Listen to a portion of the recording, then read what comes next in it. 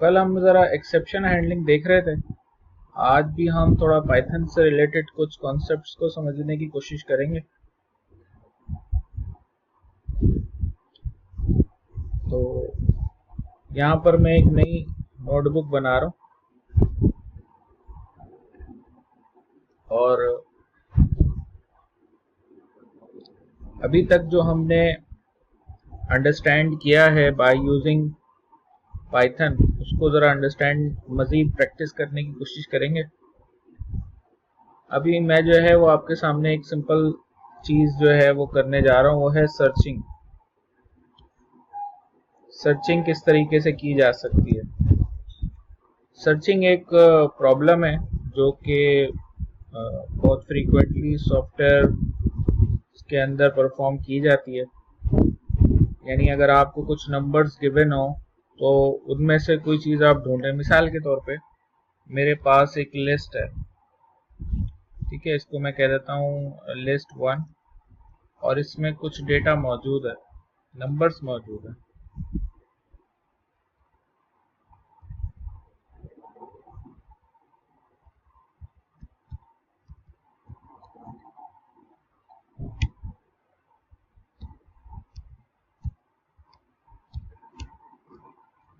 अब ये नंबर्स चाहें तो अगर मैं सिंपल ऐसे लिखूंगा ना लिस्ट 1, तो ये सारे के सारे ऐसे प्रिंट हो जाएंगे और इनका आउटपुट मुझे नज़र आ जाएगा।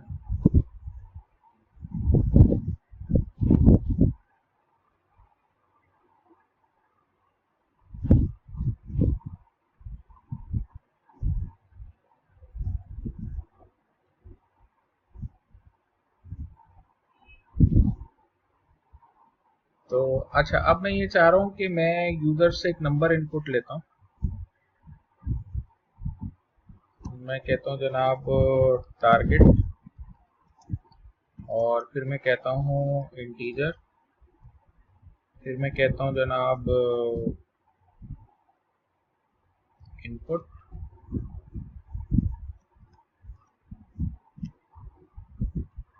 Inter a number two search. तो ये कोड क्या करेगा, ये कोड जो है वो नंबर इनपुट लेगा। अब इसको कोड को मैं ट्राई ब्लॉक में रख दूंगा, क्योंकि इसमें मसला ये आ सकता है कि यूज़र कोई ऐसी वैल्यू इनपुट कर दे जो कि नंबर नहीं है, या ये कि वो कैरेक्टर इनपुट कर दे, तो इनवैलिड इनपुट आउटपुट आ जाएगा। ठीक है, तो टारगेट वेरिएबल मैंने लिया है और टारगेट यूज़र से इनपुट ले लिया है। अच्छा, अब इनपुट लेने के बाद अगला काम मैं ये करूँगा कि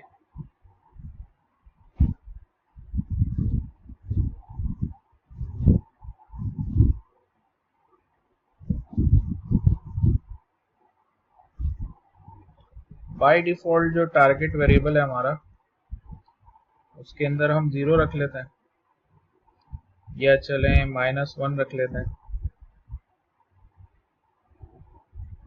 और फिर मैं यहाँ पे एक चेक लगा रहा हूँ कि इफ टारगेट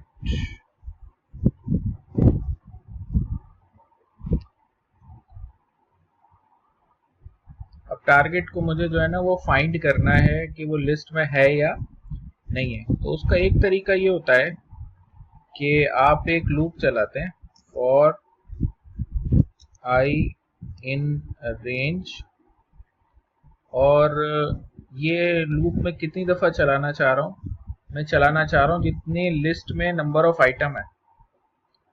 ठीक है, तो नंबर ऑफ आइटम मुझे जो है वो लिस्ट में कैसे मिल सकता है, उसके लिए मैं लेंथ का फंक्शन इस्तेमाल करता हूँ और उसमें लिस्ट 1 भिजवा देता हूँ।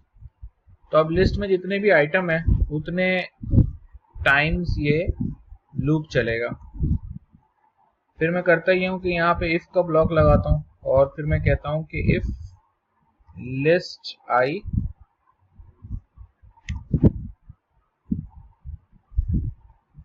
इक्वल्स टू टारगेट, तो हम कहेंगे element found at index i, और अगर ऐसा नहीं हुआ तो हम कह देंगे एलिमेंट नॉट फाउंड। अच्छा, अब इसमें ये ध्यान में रखें कि ये जो एल्स है ना, ये फॉर के साथ लगा हुआ है, तो इसको मैं इस्तेमाल नहीं करना चाह रहा। बस ये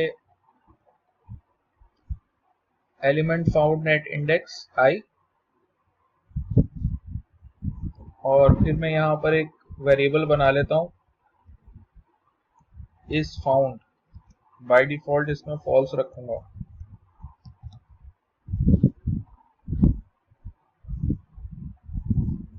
और करूंगा मैं ये कि अगर वैल्यू मिल जाती है तो मैं कह दूंगा इस फाउंड इक्वल्स टू ट्रू। तो अगर इस फाउंड जो है वो, अब मैं चेक करूंगा इफ इस फाउंड, अगर इस फाउंड ट्रू है तो मैं कहूंगा कि एलिमेंट फाउंड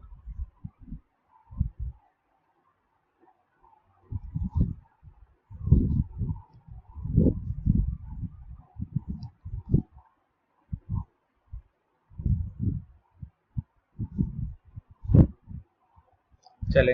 ये मैंने कोड लिखा है, पहले इसको जरा मैं चला के दिखा देता हूँ, फिर हम जो है ना इसको समझेंगे। तो अभी टारगेट को -1 करने की जरूरत नहीं है। देखें, अब हमारे पास वैल्यूज जो थी वो ये थी जो ऊपर आपको नजर आ रही हैं। अब मिसाल के तौर पे अगर मैं यहाँ पे 12 लिखता हूँ,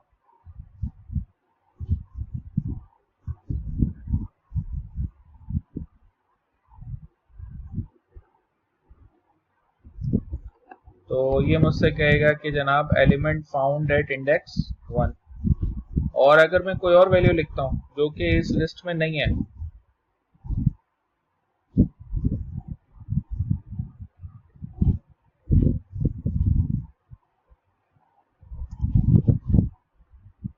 जैसे मिसाल के तौर पे दोबारा से मैं कोड को रन करता हूँ।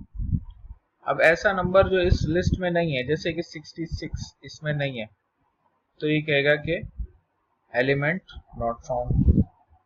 ठीक है, तो इसको कहते हैं सर्चिंग, और स्पेसिफिकली ये कहलाती है लीनियर सर्च।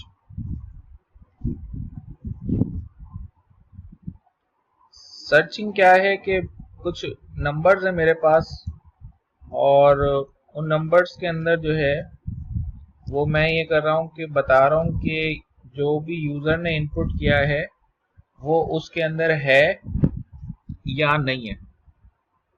ठीक है, तो वो क्या है कि मेरे पास एक लिस्ट है और उस लिस्ट के अंदर बहुत सारे नंबर्स हैं। सही है, और फिर मैं यूजर से एक इनपुट ले रहा हूं और फिर उस इनपुट को यानी टारगेट को एक एक वैल्यू से कंपेयर कर रहा हूं, और अगर किसी वैल्यू के अगेंस्ट वो बराबर हो जाता है यानी टारगेट किसी भी इंडेक्स से मिल जाता है तो मैं कह देता हूं फाउंड, अदरवाइज मैं कहता हूं नॉट फाउंड। ठीक है, ये कोड समझ में आ रहा है आप लोगों को?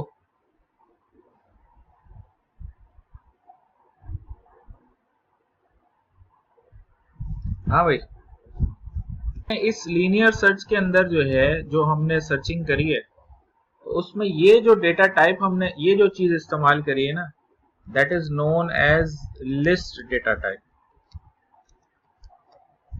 अभी लिस्ट डेटा टाइप जो है ना, ये भी समझना हमारे लिए बड़ा इंपॉर्टेंट है कि लिस्ट डेटा टाइप क्या है और इसके अंदर क्या क्या चीजें होती हैं, क्योंकि ये बहुत फ्रीक्वेंटली हम इस्तेमाल करेंगे पाइथन के अंदर।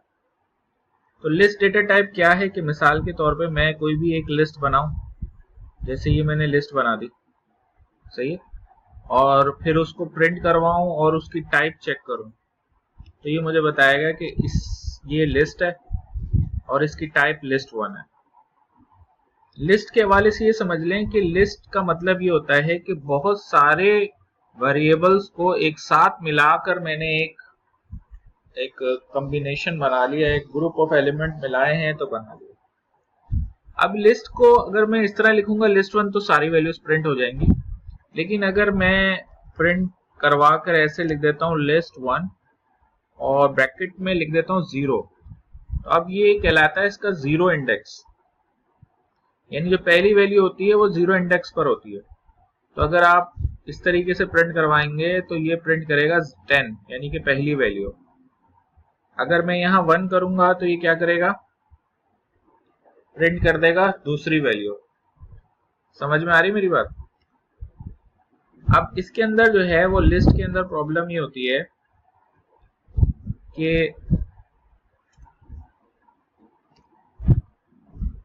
इसके अंदर अगर मैं जनाब कोई ऐसा इंडेक्स दे दूं जितना है ही नहीं, तो फिर ये कंपाइल टाइम एरर नहीं आता, ये रन टाइम एरर आता है, index out of bound exception, out of range exception, क्योंकि 15 वैल्यूज है ही नहीं, तो 15वीं इंडेक्स पे जाने की कोशिश करता है। तो पहली चीज ये ध्यान में रखें कि ये 0 इंडेक्स से स्टार्ट होता है और आगे तक जाता है। तो जैसे अभी अगर हम इनको देखें तो 10 का 0 है, 12 का 1 है, 34 का 2 है, ये 3, 4, 5, 6, 7, 8, 9, 10, 11 एंड 12, तो ये 12 तक जा रहा है। टोटल 13 वैल्यूज हैं। सही है। तो इसी तरीके से हमारे पास एक और भी फंक्शन होता है जो कहलाता है लेन। लेन फंक्शन में अगर मैं लिस्ट 1 को पास कर दूं तो मुझे ये इसकी लेंथ बता देगा, और ये बता देगा कि इसकी लेंथ कितनी है, 13 है।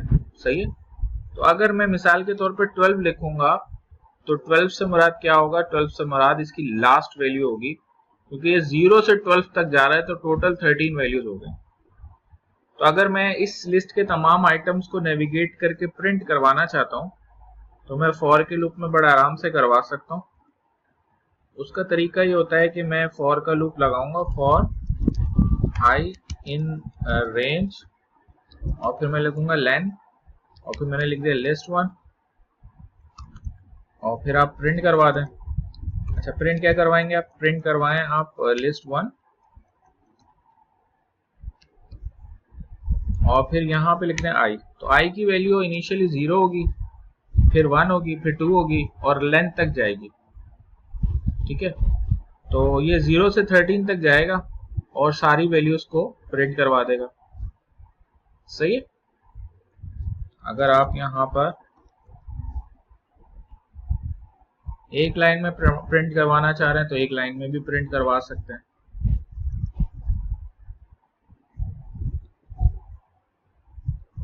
तो ये एक तरीके का कार होता है जिसकी मदद से हम लिस्ट को नेविगेट कर सकते हैं।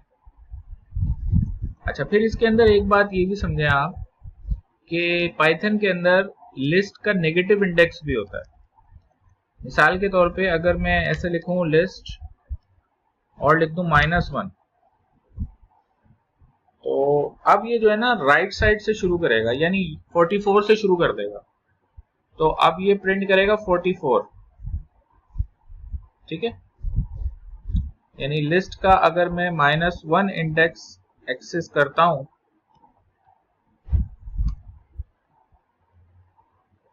तो ये मुझे प्रिंट करके देगा जनाब 44। अच्छा, अगर मैं -2 करूंगा तो ये क्या करेगा, 55। -3 करने पे क्या करेगा,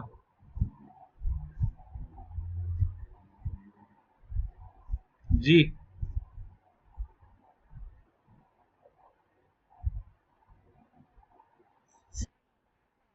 हाँ जी, तो 88 आ जाएगा। अब यहाँ पे प्रॉब्लम ये होगी कि अगर मैं मिसाल के तौर पे -12 दे देता हूँ तो -12 जो है वो हमारे पास आ रहा है 12, और -13 जो है वो हमारे पास लास्ट वैल्यू है। ठीक है। और फिर अगर मैंने यहाँ पे दे दिया -14 तो फिर वही मसला हो जाएगा कि इसके अंदर तो इतनी वैल्यूज है ही नहीं, लिहाजा यहाँ पे index out of range exception आ जाएगी। सही है। तो दोनों एंड से हम ये काम करते हैं और उसके हमें ख्याल रखना चाहिए कि भाई ये 13 तक ही जा सकता है। सही है। फिर उसके बाद एक बात हमें ये समझ में आ गई कि भाई इंडेक्स इसका पॉजिटिव में भी होता है और नेगेटिव में भी होता है। ये मुझे बताएं, क्लियर है सबको, इसमें कोई कंफ्यूजन तो नहीं है? अच्छा, फिर पाइथन के अंदर हमारे पास एक और चीज होती है which is called slicing. Slicing क्या चीज है, लिस्ट के अंदर ही होती है। वो क्या है कि जैसे मिसाल के तौर पे मैं लिखता हूँ लिस्ट 1 और मैंने लिखा 1:12 13, तो this is called slicing. Slicing में दो चीजें होती हैं, यानी एक तो होता है कॉलन और एक होता है स्टार्ट और एक होता है एंड। लेकिन ये जो स्टार्ट होता है ये इंक्लूसिव होता है, जबकि एंड जो है ना वो एक्सक्लूसिव होता है। मतलब ये कि ये 1 से लेकर 12 तक जाएगा, यानी 13 से 1 माइनस कर लें आप, तो 1 से लेकर 12 तक का स्लाइस निकाल देगा ये। ठीक है, अच्छा देखें पहली वैल्यू नहीं आ रही आउटपुट में। पहली वैल्यू इसलिए नहीं आ रही क्योंकि हमने 1 से लेकर 13 का स्लाइस लिया था। अगर 0 से 13 का लेंगे तो ये आपको तमाम वैल्यूज दिखा देगा। अगर आप 0 से 5 तक का लेंगे तो 0 से 5 तक का स्लाइस निकाल के दिखा देगा।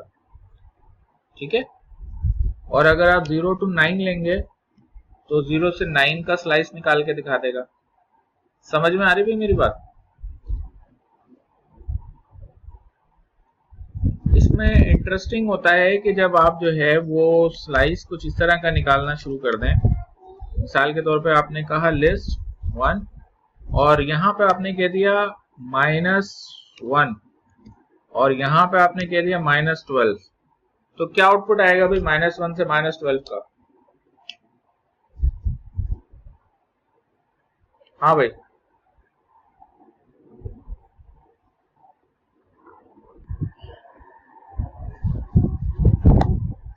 जी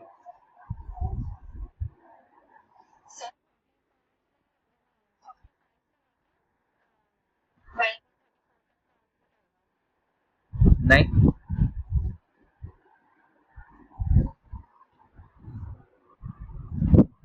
जी, -1 किसका इंडेक्स है?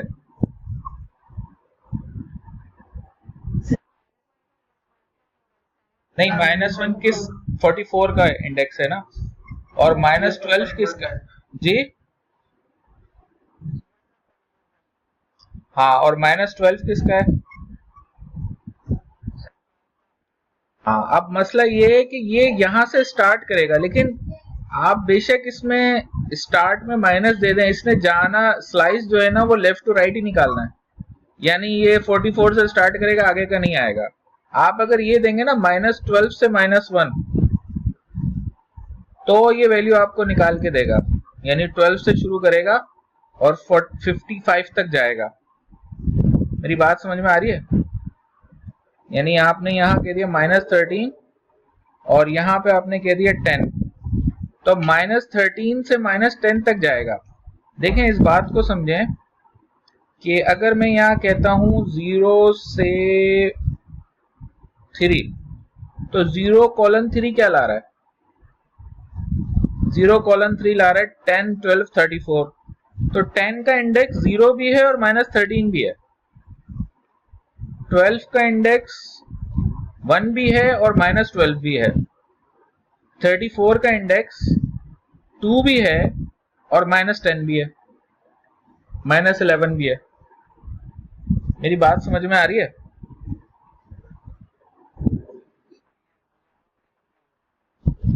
यहाँ थोड़ी कंफ्यूजन है भाई। देखें 10 का जो इंडेक्स है ना वो 0 भी है और -13 भी है, तो बस ये ध्यान में रखें कि जब आप स्लाइस निकालते हैं तो स्टार्ट से एंड पे जाता है वो। तो अगर मैं यहाँ -1 लिखूंगा तो -1 का मतलब है वो 44 से आगे की तलाश करेगा, 44 से आगे कुछ है ही नहीं, यानी स्टार्ट वो -1 से करेगा। अभी कहाँ से कर रहा है? -13 से स्टार्ट कर रहा है, और -13 10 का है और -10 तक जा रहा है। 10 से मुराद -10 से मुराद 34 है। देखिए -10 34 है, लेकिन +10 कोई और है। यानी मैं ये कहना चाह रहा हूं कि ये जो 10 है ना, 10 का इंडेक्स 0 है और 10 ही का इंडेक्स -13 भी है। तो अगर आप लिस्ट -13 प्रिंट कराएंगे तो भी 10 प्रिंट होगा, और लिस्ट 0 भी प्रिंट कराएंगे तो भी 13 प्रिंट होगा। तो -13 से 10 का मतलब है -13, -12 और -11, सही है, यानी 10, 12 और 34 ये 3 आ जाएंगे, सही है। 0 से 3 का भी यही मतलब है, 0, 1, 2, यानी कि 10, 12 और 34। आप देख रहे हैं दोनों का आउटपुट सेम आ रहा है। समझ में आ रही मेरी बात? अच्छा, अगर समझ में आ गई ये बात तो अब मुझे ये बताएं कि अगर मैं यहाँ पर लिखता हूँ प्रिंट और फिर मैंने कहा लिस्ट 1 और जनाब यहाँ पर जो है वो मैंने कहा 3 कोलन -4, अब बताएं क्या आउटपुट आएगा।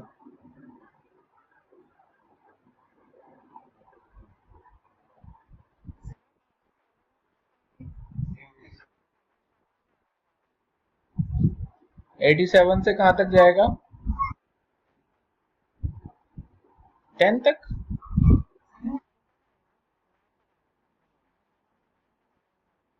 -4 का मतलब ये थोड़ी है कि पीछे जाएगा। -4 किसका इंडेक्स है?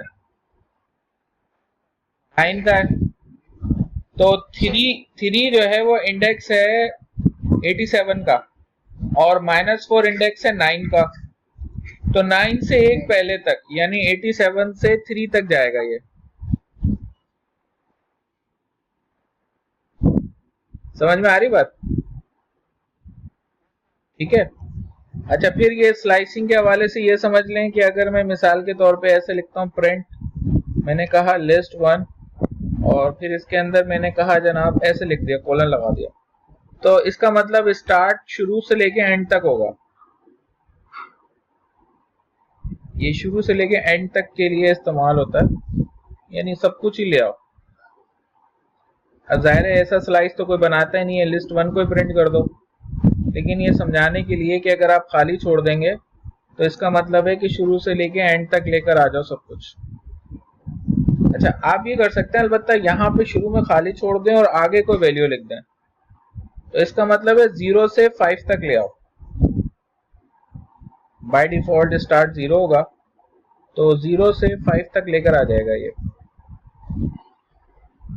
तो आप देखेंगे कि ये 0 से 5 तक लेकर आ रहा है, 5 इंडेक्स तक। अच्छा, और अगर मैं ये करता हूं कि जनाब प्रिंट करवाता हूं और प्रिंट करवाते हुए मैंने यहाँ पे लिखा लिस्ट 1 और कोलन लगा दिया और यहाँ पे मैंने 5 लिख दिया और आगे खाली छोड़ दिया, तो अब इसका मतलब है 5 से लेके एंड तक। अब 5 किसका इंडेक्स है? 5 इंडेक्स है 98 का, तो 98 से लेकर आखिर तक चला जाएगा ये। बात समझ में आ रही है मेरी? हाँ भाई।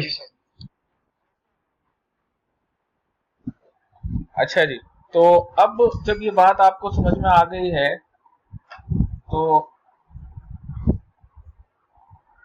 ये हमने लिस्ट को समझा कि भाई लिस्ट जो है ना वो ये होती है।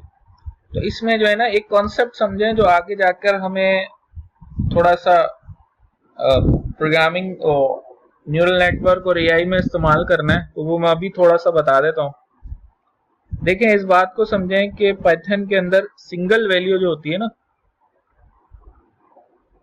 उसकी कोई डायमेंशन नहीं होती है, लेकिन ये जो लिस्ट होती है ये एक्चुअली वन डायमेंशनल डेटा होता है।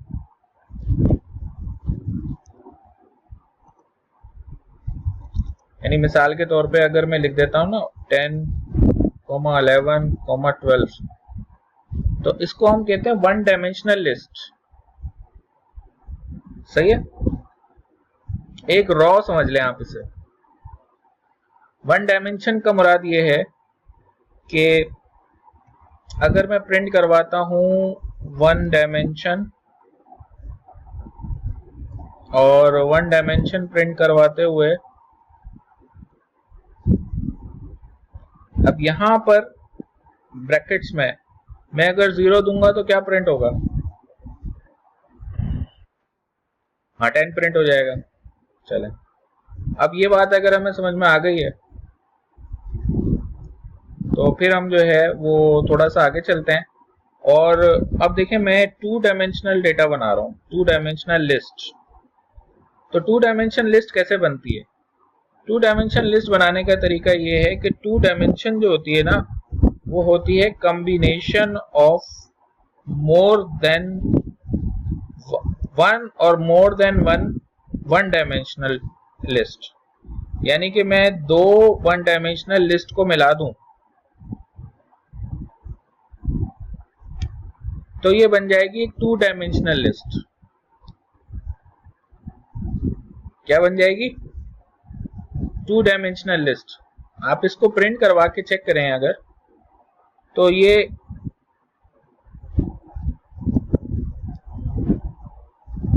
इस 2 डायमेंशनल लिस्ट को प्रिंट कर देगा। समझ में आ रही बात?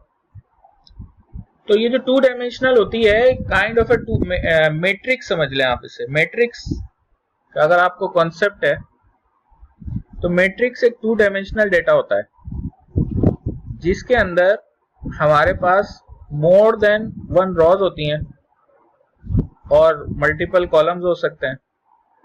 तो जैसे सपोज मैं यहाँ पे डेटा भी चेंज कर देता हूँ, ठीक है। तो अब यहाँ पर क्या है कि जैसे यहाँ पर 10 है, इधर 11 है और ये 12 है। फिर यहाँ पर 10 है, यहाँ पे 11 है और यहाँ पर 12 है। तो एक तो ये 0, 1 और 2 इंडेक्स अपनी जगह मौजूद है, लेकिन इसका इंडेक्स एक ये वाला भी है, ये 0 और 1, 0 1 रॉ का। तो अब मुझे कोई वैल्यू एक्सेस करनी है तो खाली 0 से नहीं होगा, बल्कि मुझे बताना पड़ेगा 0 0। तो 0 0 का मतलब क्या होगा? 0 0 का मतलब होगा जनाब ये वाला, ये 0 0 है, ये 0 0 है। अच्छा, अगर मैं कहता हूं 0 2, तो 0 2 से क्या मुराद है? यानी 0 रॉ है और सेकंड कॉलम है, ठीक है। अगर मैं कहता हूं 1 0, तो 1 0 से क्या मुराद है? 10, लेकिन नीचे वाला। 1 1 से क्या मुराद है जी? सेकंड रॉ वाला, ठीक है। तो अब इस चीज को आप समझें कि अगर मैं यहाँ पर 2 डायमेंशन के अंदर किसी वैल्यू को एक्सेस करना चाहता हूं तो ऐसे करके करूंगा, ठीक है। तो अब 0 1 क्या प्रिंट करेगा?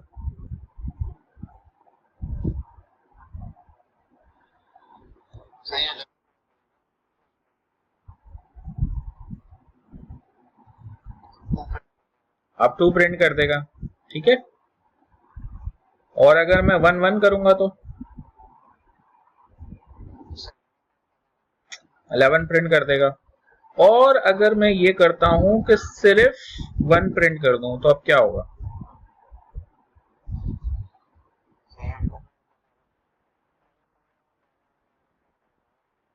हाँ, अब ये पूरा एरे प्रिंट कर देगा। समझ में आ रही मेरी बात? असल में जावा सी शार्प में एरे होता है, पाइथन ने ना किया ये कि उसको डिवाइड कर दिया लिस्ट में, टपल में और सेट में। तो है ये वही एरे ही है ये, ठीक है, लेकिन इसको पाइथन में लिस्ट बोलते हैं, ठीक है।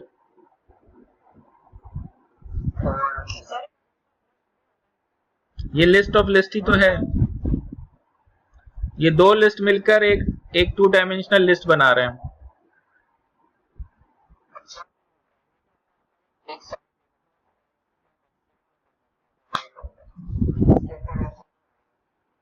हाँ, ये वैसा नहीं है, इसमें वैल्यूज देनी पड़ती हैं, इनिशियलाइज नहीं होता वो। उसके अंदर जो डायनेमिक एरे होता है ना, ये वो वाला कॉन्सेप्ट है। अब देखें, यहाँ पे अगर मुझे इस एरे को नेविगेट करना था तो उसके लिए मैं एक फॉर लूप लगा सकता था, फॉर आई इन रेंज, और मैंने कह देता था लेंथ ऑफ 1 डायमेंशन और फिर मैं प्रिंट करवा देता उसको, ठीक है। तो ये क्या करता है, इसकी सारी वैल्यूज को प्रिंट कर देता। सही है ना?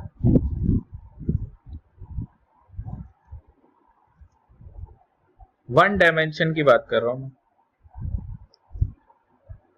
लेकिन अगर मैं टू डायमेंशन में हूं तो अब मेरा एक लूप से काम नहीं चलेगा। यानी अगर मैं एक लूप चलाऊंगा, मैंने कहा फॉर आई इन रेंज, और मैंने कहा लेंथ ऑफ टू डायमेंशन, मुझे यहां नेस्टेड लूप लगाना पड़ेगा भाई। ठीक है, कुछ इस तरीके से लगाना पड़ेगा कि इस कोड को अगर आप समझें, और आपको समझना चाहिए क्योंकि मैंने नेस्टेड लूप आपको समझाया था, तो ये चीज यही समझा रहा है। देखिए ये जो आई है ना, ये यहाँ पे क्या बता रहा है कि इनिशियली ये आई या जीरो लिखता हूं ना, तो जीरो से मतलब वो वन डायमेंशनल एरे है जो कि इसके अंदर मौजूद है। देखिए मैंने एक शुरू में बात कही थी, उस बात को अगर आप समझे हो तो बात आपको समझ में आ जाएगी कि ये जो टू डायमेंशनल लिस्ट है, अब मैं एरे बोलूं लिस्ट बोलूं एक ही बात है। ठीक है, ये जो टू डायमेंशनल लिस्ट है ये actually combination of one dimensional list है। यानी बहुत सारी वन डायमेंशनल लिस्ट मिलकर एक टू डायमेंशनल लिस्ट बना देती हैं। लेकिन उसमें से अगर मैं इस तरह जीरो लिखूंगा तो ये पहली वन डायमेंशनल लिस्ट ले आएगा। मेरी बात समझ में आ रही है? जो कि 1 2 3 है। और अगर मैं यहां पर 1 लिखूंगा तो ये दूसरी वन डायमेंशनल लिस्ट ले आएगा जो कि 10 11 12 है। तो अब ये जो नेस्टेड लूप चल रहा है ये क्या कर रहा है कि एक दफा तो ये 0 को प्रिंट करता है और एक दफा 1 को प्रिंट करता है, और ऊपर जो है ना वो पूरा चल रहा है। तो आप इसका आउटपुट देख सकते हैं, ये आपको बता रहा है 1 2 3 पहले ये 0 वाली को प्रिंट कर देता है, फिर 10 11 12 दूसरी को प्रिंट कर देता है। ये कोड समझ में आ रहा है भाई?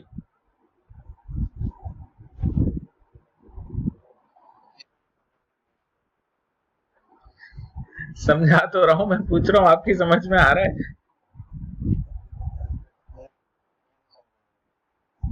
अच्छा ये समझ में नहीं आ रहा, चलें इसको समझते हैं। एक काम ये करते हैं कि यहां पर जो है वो हम हैश लगा देते हैं। ठीक है, और ये चलें इसको पूरे को डिलीट मारते हैं और पूरा इसको समझने की कोशिश करते हैं।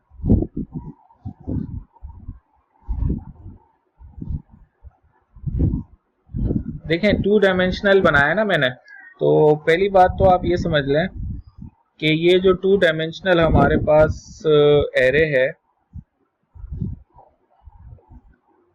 इस टू डायमेंशनल एरे के अंदर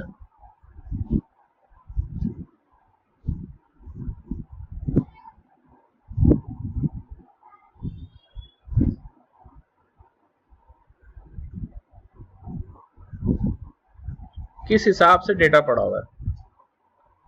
तो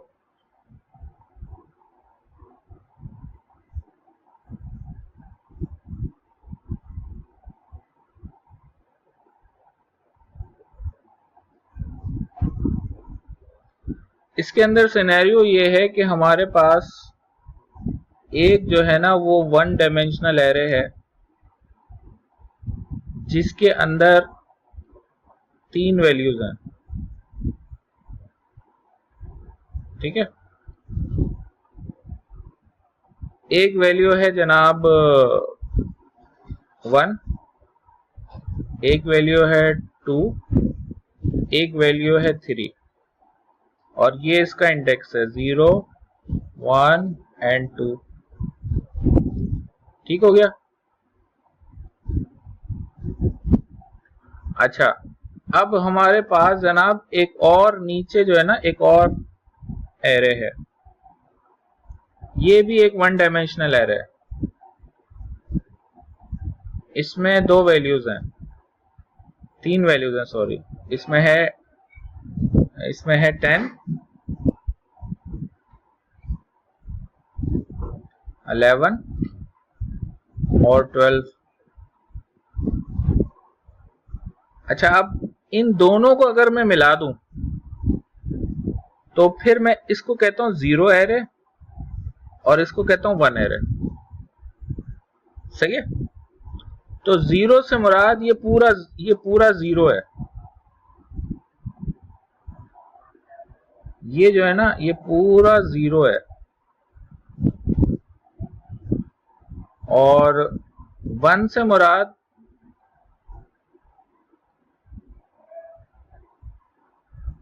मुराद ये पूरा वन है, ठीक है। जब मैं एक्सेस कर रहा होता हूं अपने कोड के अंदर और मैं लिखता हूं प्रिंट और मैं लिखता हूं टू डायमेंशन, तो जब मैं ये पहला जीरो लिखता हूं तो ये पहला जीरो फिक्स कर देता है कि ये पहले जीरो की बात हो रही है, ठीक है। उसके बाद अगर मैंने यहां पर वन लिखा तो जीरो के अंदर जो वन है उसको एक्सेस करता है, यानी कि टू को।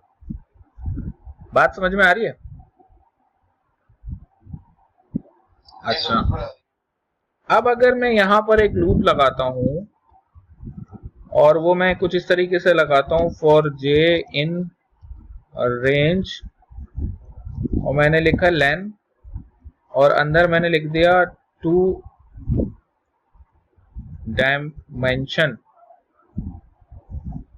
तो इस बात को समझें कि एक लेंथ तो है टू डायमेंशन की,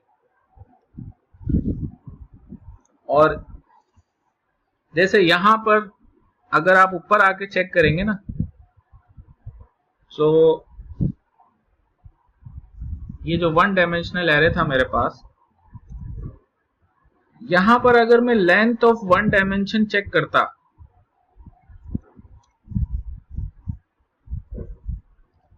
तो ये मुझे क्या बताता भाई इसकी डायमेंशन? 3 बताता, 3 वैल्यूज हैं इसमें। अच्छा, यहां पर मैं कर ये रहा हूं कि प्रिंट करवा रहा हूं लेंथ ऑफ टू डायमेंशन, तो लेंथ ऑफ टू डायमेंशन आपके ख्याल में ये क्या बताएगा?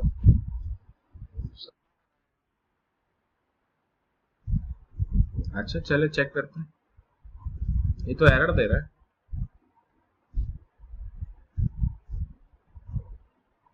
क्योंकि हमने स्पेलिंग में मिस्टेक कर रखी है। चले, तो हमने इसको रन किया, ये बता रहा है टू, टू क्यों बता रहा है इसकी लेंथ? इसमें तो 6 वैल्यूज है।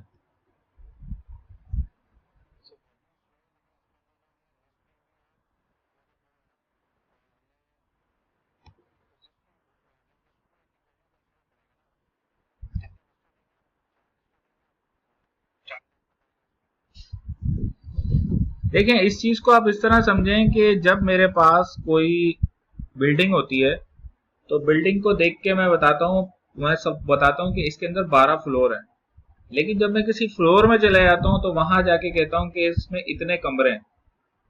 मेरी बात समझ में आ रही है? तो टू डायमेंशनल लेवल पे जब हम देखते हैं तो हम कहते हैं इसमें 2 वन डायमेंशनल एरे हैं। अच्छा, लेकिन अगर आप यहां पे लेंथ ऑफ जीरो चेक करें तो वो कितनी होगी?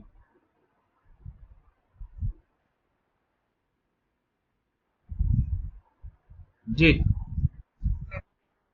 हाँ, वो 3 होगी। 3 क्यों होगी? क्योंकि जीरो पे जो 1 2 3 है उसकी लेंथ 3 है, सही है। तो अब अगर मैं यहां पर मिसाल के तौर पे एक लूप लगा रहा हूं और मैं कह रहा हूं फॉर आई इन रेंज, और रेंज के अंदर मैंने कहा लेंथ ऑफ टू डायमेंशन, तो ये लूप कितनी दफा चलेगा भाई?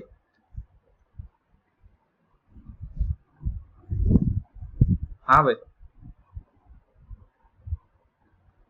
भाई देखें यहां पर जो लेंथ मिल रही है ना, वो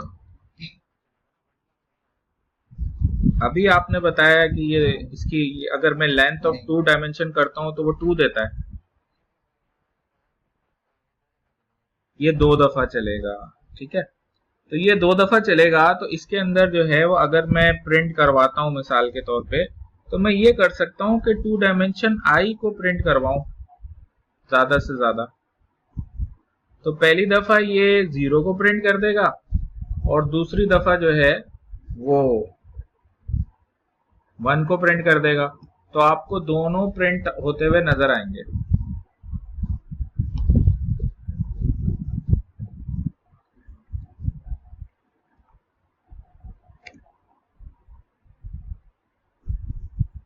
दोनों प्रिंट होते हुए नजर आएंगे। लेकिन अगर मैं ये करूं कि यहां पर इसके अंदर एक लूप और लगा दूं, मैं कहता हूं फॉर जे इन रेंज, और फिर मैंने कहा लेंथ, और लेंथ के अंदर मैंने लिख दिया जनाब 2 डायमेंशन। तो अब मुझे बताएं ये लूप कितनी दफा चलेगा। अच्छा, आई से मुराद क्योंकि ये लूप के अंदर है तो पहले इसमें 0 होगा और फिर 1 होगा। बात समझ में आ रही मेरी? हाँ भाई।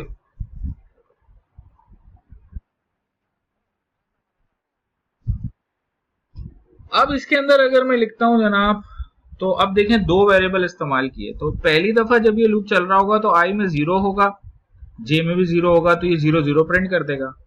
फिर ये इंटरनल इनर लूप दोबारा चलेगा, आई में 0 ही होगा, जे में 1 हो जाएगा, 0 1 प्रिंट कर देगा, फिर 0 2 प्रिंट कर देगा।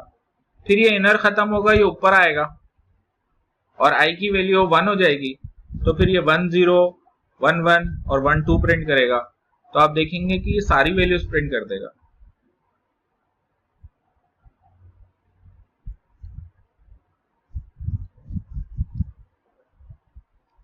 समझ में आ रही मेरी बात? हाँ भाई। भाई क्लियर है?